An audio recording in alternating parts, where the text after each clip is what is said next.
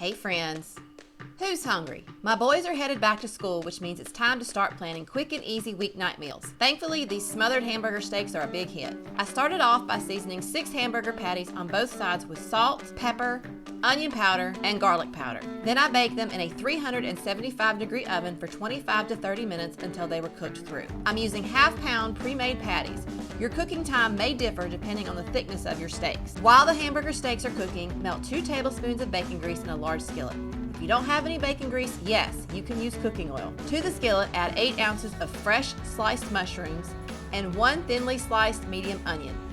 Season with salt and pepper and saute for 10 to 15 minutes until the onions are translucent and the mushrooms are tender. Sprinkle in 2 tablespoons of flour, then stir until the flour is incorporated. Next, add 1 cup of beef broth. Continue to simmer over medium heat until the gravy begins to thicken.